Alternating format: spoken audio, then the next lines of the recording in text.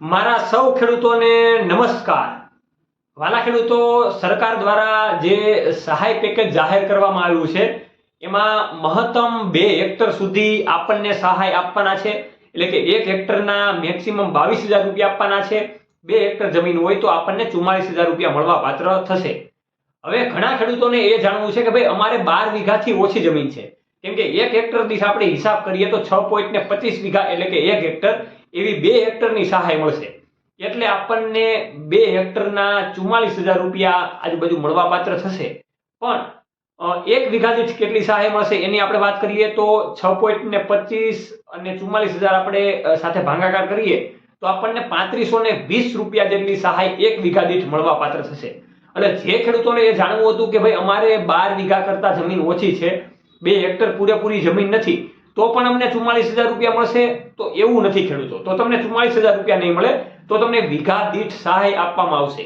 એ કેવી રીતના આપવામાં આવશે એની તમને વાત કરું તો અંદાજે તમારી જમીન 10 વીઘાની છે, તો 10 વીઘા ગુણ્યા આપણે 1 વીઘા દીઠ 3520 રૂપિયા કરીએ એટલે આપણને 35,200 રૂપિયા મળવા પાત્ર થશે 10 વીઘા લેખે.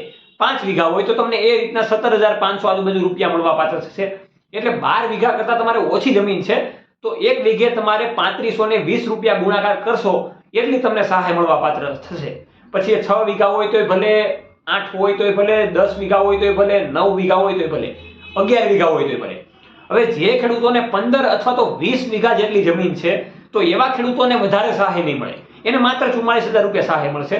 એટલે આ ખેડૂતોને થોડુંક સમજવામાં ફેરફાર થતી હતી. એટલે ખેડૂતો કહી રહ્યા હતા કે ભાઈ તમે આની ઉપર એક વિડીયો બનાવો, તો આપણે એ વિડીયો તરફથી માહિતી આપીએ છીએ કે આ રીતની સહાય આપણને 1 વીઘા દીઠ 3520 રૂપિયા મળવા પાત્ર થશે.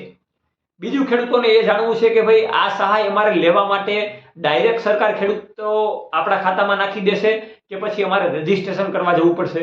તો 2 દિવસ હજી એ ખેડૂતો આપણે રાહ જોવાની રહેશે, કેમ કે એ અધિકારીઓ દ્વારા કેવી રીતના સહાય આપણા ખાતામાં નાખવામાં આવે છે એની માહિતીની આપણને ખબર પડે.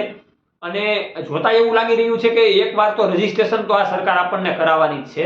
એટલે ફરી પાછું આપણે આધાર કાર્ડ અને બેંક સાથે જે કેવાયસી થયેલું છે એવા ખેડૂતોને જ ડાયરેક્ટ ખાતામાં સહાય આવી શકે એવું લાગી રહ્યું છે.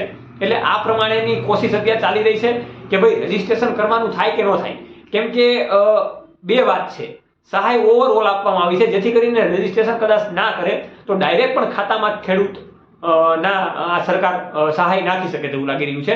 તો આ રીતની આપણે માહિતી મેળવવાની હતી.